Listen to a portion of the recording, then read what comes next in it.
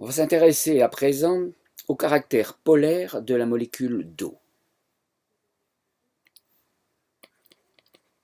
Caractère polaire de la molécule H2O. Alors imaginons une expérience toute simple qu'on peut reproduire en classe, un robinet duquel coule un filet d'eau. Et il suffit d'approcher un bâton de plastique, par exemple, chargé, qui sera chargé négativement, parce qu'il a été frotté par de la laine. Et ce bâton de plastique, en étant approché, va provoquer sur l'eau une déviation de l'eau. L'eau va comme être un peu attirée par le bâton. Ensuite, elle continuera sa route. Dans l'eau, les liaisons entre H et O sont polarisées. Et des charges partielles apparaissent. Alors supposons que l'eau est une forme de molécule linéaire. C'est-à-dire que les atomes se mettraient sous ce positionnement-ci. Voilà le H, voilà l'oxygène, voilà l'autre hydrogène,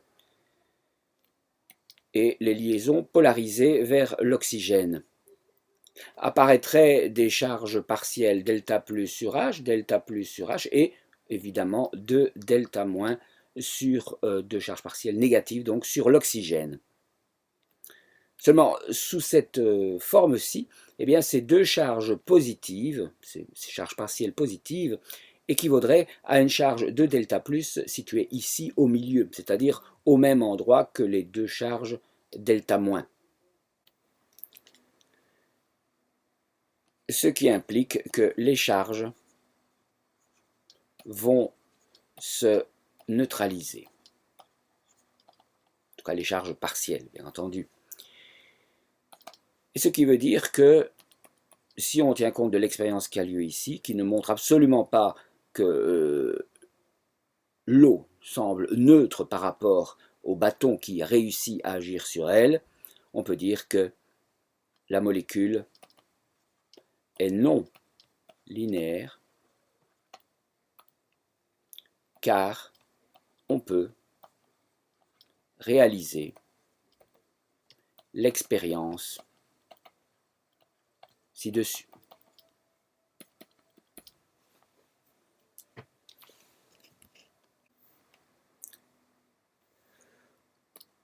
On va donc imaginer une forme angulaire de la molécule d'eau.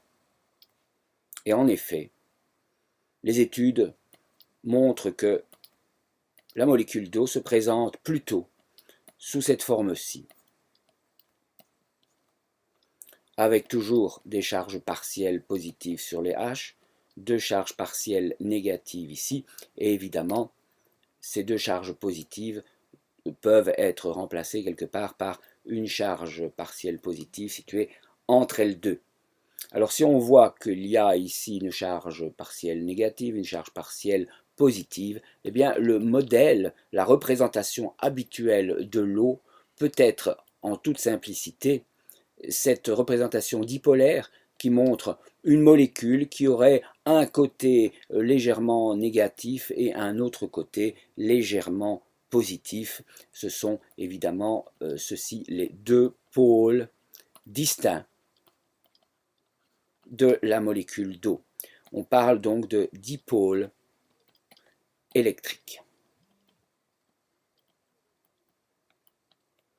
Alors comment expliquer ce qui s'est passé avec l'eau?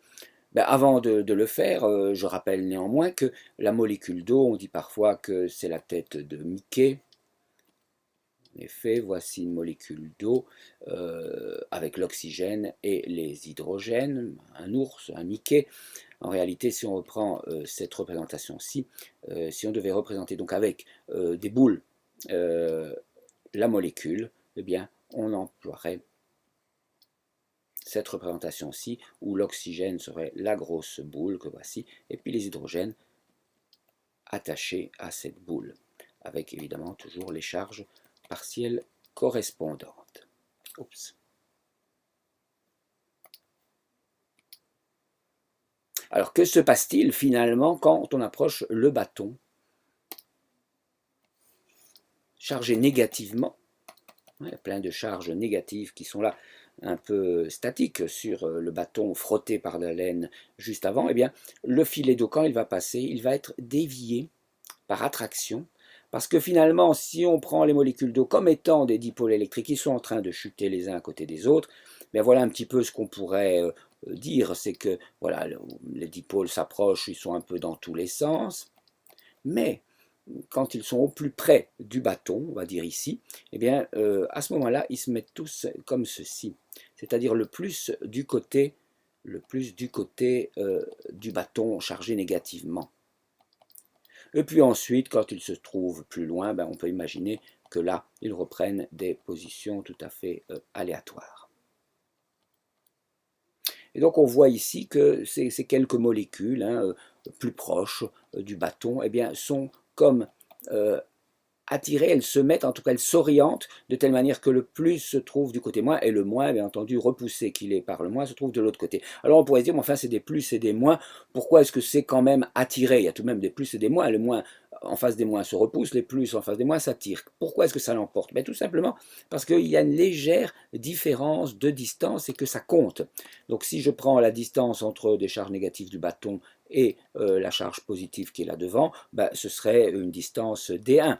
Et si je prends la distance entre le même bâton et la charge qui est un peu à l'arrière, ce serait D2. Et comme D2 est toujours plus grand que D1, puisque naturellement les molécules 2 vont s'orienter, dipolaires qu'elles sont, sous cette forme, eh bien, comme D2 est toujours plus grand que D1 pour toutes les molécules ici qui s'approchent du bâton, eh bien finalement il va y avoir globalement une attraction de l'eau vers le bâton chargé.